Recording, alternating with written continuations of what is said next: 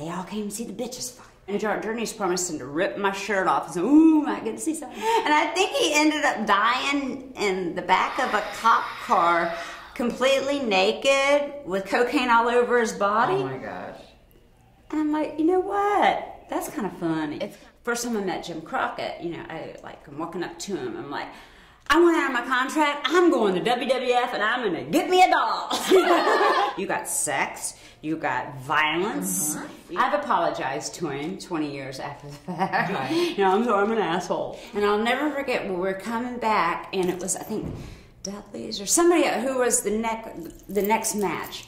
And they were pissed because we just had the crowd going crazy. And I was like, me and Tammy come back, follow that, boys. They'll have to do a lot. That would go over like a friggin' fart in church. I said, what he told me?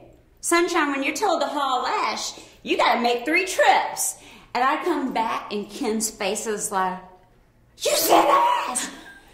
And I'm like, but you told me to, but you said that, you know? Bischoff, you know, came to me and he said I went over his head talking about business and don't ever do that again. So she's like, you know what, we're gonna sue him in federal court and we're gonna sue him. This, you know, and that, and the kitchen sink.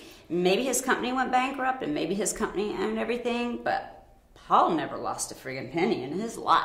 So he's like, you go in there and do it. So I went, I think I jumped on Sting's back or something because I had to stop the, you know, get the referee to stop the thing.